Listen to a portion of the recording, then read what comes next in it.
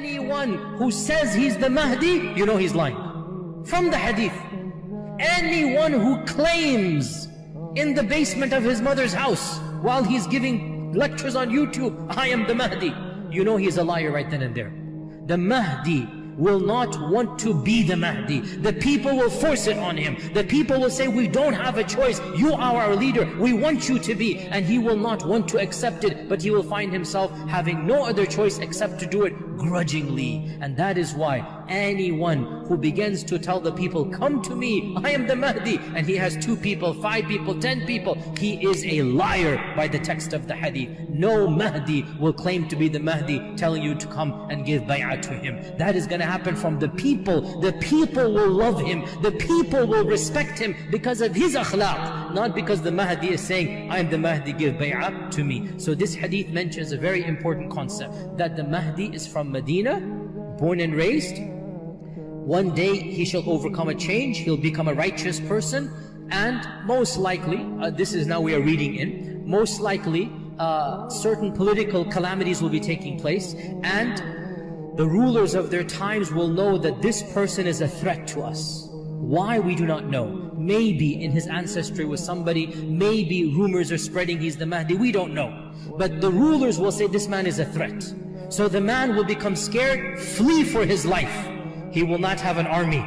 Alone, single-handedly, he will run towards Mecca, fleeing towards Mecca. Why Mecca? Because according to our Sharia, once you enter Mecca, وَمَنْ دَخَلَهُ كَانَ آمِنًا. According to our Sharia, when you enter Mecca, no one is allowed to hurt you. Even if you are a criminal in our Sharia, when you enter Mecca, nobody can touch you. You're under the protection of Allah subhanahu wa ta'ala. So the Mahdi will flee to Mecca, wanting Allah to protect him. Then what will happen? The next hadith. So this hadith is muttafaq alayh, Bukhari and Muslim, the highest level. What does it say? Aisha said that the Prophet ﷺ one day he grew restless because he had a dream. And then he said, I saw something in my dream that made me restless. He's telling Aisha, it was wondrous, amazing, strange.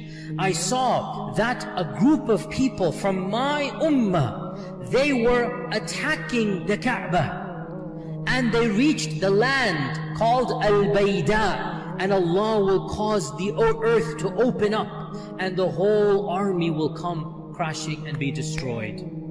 This hadith is where? Bukhari and Muslim. Does it mention the Mahdi? No mention. What does it mention? An army of Muslims is attacking the Kaaba. Why would the army of Muslims attack the Kaaba? Go back to the last hadith in Abu Dawud, which is not in Bukhari and Muslim. A man from Medina shall flee, the Mahdi shall flee, seek refuge in the Kaaba, and the people will give him bay'ah. So then we add this hadith. The governments of the time will become terrified. Who is this political agitator? Send in the troops. This hadith mentions that the army will be destroyed by Allah subhanahu wa ta'ala. And this, by the way, when this happens, this is the sign the Mahdi has come. Until that happens, nobody can claim to be the Mahdi. Anybody who claims to be the Mahdi is lying. Because even the Mahdi himself will say, no, it can't be me, I'm not good enough. He will deny it. And this is what true leadership does. True leaderships, they don't want to be leaders. They will deny, no, like Abu Bakr as-Siddiq. He chose Abu Ubaidah, Umar ibn Khattab. Choose them, not me. This is what the real leader does. So the Mahdi will grudgingly take the bay'ah. The army will be sent. When the army is destroyed by Allah, this is the sign. Everybody now knows this is the Mahdi. Until that happens, please, brothers and sisters, don't be fooled by the sweet talk of the sweet talkers. Don't be fooled by the tongue of the vipers. There is no Mahdi that will preach he is the Mahdi. When Allah shows this sign, then we will all know that this person is indeed the Mahdi.